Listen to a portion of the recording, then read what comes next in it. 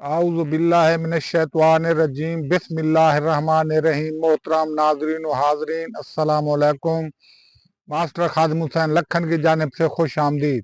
ہمارا آج کا عنوان ہے بھٹی خان وادے۔ سمور مانج منجور ہکو خان وادہ، بیٹے راجے سلواہن دے جا پوچھو پادا۔ پادے میر عالم سے پوچھو کہ سمور مانج اور منجور ایک ہی دادے کی اولاد ہیں اور اس دادے کا نام ہے راجہ سالبان بھٹی راجپوت۔ نمبر 1، راجہ سالبان بھٹی راجپوت ہندوستان اور افغانستان کا عظیم راجہ تھا۔ نمبر 2، راجہ سالبان بھٹی راجپوت چندر بنسی راجپوت تھا۔ نمبر 3، راجہ سالبان بھٹی راجپوت حضرت حاملہ علیہ السلام کی اولاد سے تھا۔ نمبر 4، راجہ سالبان بھٹی کا ایک بیٹا راجہ بلند مل بھٹی تھا۔ نمبر 5، راجہ بلند مل بھٹی کا ایک بہادر اور دلیر بادشاہ تھا۔ نمبر 6، راجہ بلند مل بھٹی کے ایک بیٹا کا نام راجہ بھٹی تھا۔ نمبر 7، راجہ بھٹی کی اولاد نے ہندوستان اور پاکستان کے مختلف علاقوں میں حکومت و حاکمیت کی۔ نمبر 8، راجہ بھٹی کی اولاد ہندوستان، پاکستان، بنگلہ دیش اور افغانستان میں آباد ہے۔ نمبر 9، راجہ بھٹی کی اولاد کی زبانیں سریکی، سندھی، پنجابی، پشتو اور کشمیری بھی ہیں۔ نمبر 10، قوم بھٹی راجپوت کی تقریباً 800 ذاتیں گوتے اور شاخیں ہیں۔ نمبر 11، رائے نول بھٹی رائے جوندھر کی اولاد سے تھے۔ نمبر 12، راجہ بھٹی کی اولاد میں رائے نول بھٹی 10ویں پوش سے تھے۔ نمبر 13، راجہ نول بھٹی جیسلمیر کے علاقوں میں پیدا ہوا۔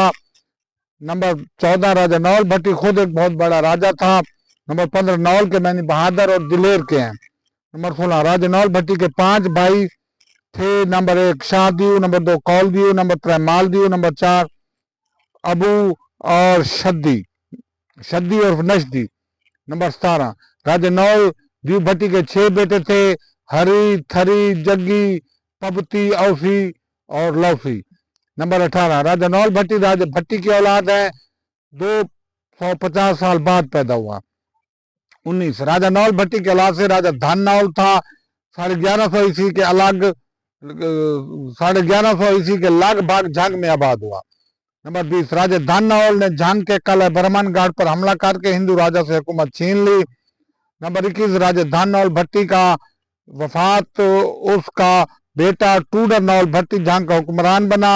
نمبر 22، راجہ ٹوڈر بھٹی کی وفات کے بعد راجہ قبول خان بھٹی کو جھنگ کا حکمران بنایا گیا۔ نمبر 23، 1334 عیسوی میں جھنگ کا حکمران مبارک خان نول بھٹی تھا۔ نمبر 24، مبارک خان نول بھٹی کے بعد جھنگ کا سربراہ سجاول خان نول بھٹی کو مقرر کیا گیا۔ نمبر 25، سارنگ خان نول بھٹی نے دیپال پور اور ملتان کے درمیانی علاقے میں اپنی حکومت قائم کر لی۔ نمبر 26، سارنگ خان نول بھٹی نے حق میں ملتان خضر خان بلوچ کو شکست دے کر ملتان کو فتح کر لیا۔ نمبر 27، سارنگ خان نول بھٹی نے شیخ گکھڑ کی فوج پر حملہ کر کے لاہور کی حکمرانی چھین لی۔ نمبر 28، لاہور کی فتح کے بعد سارنگ خان نول بھٹی نے اس کی حکمرانی حاصل کی۔ نمبر 29، ملو خان نول بھٹی نے 1394 عیسوی سے لے کر 1408 عیسوی تک دہلی پر حکمرانی کی۔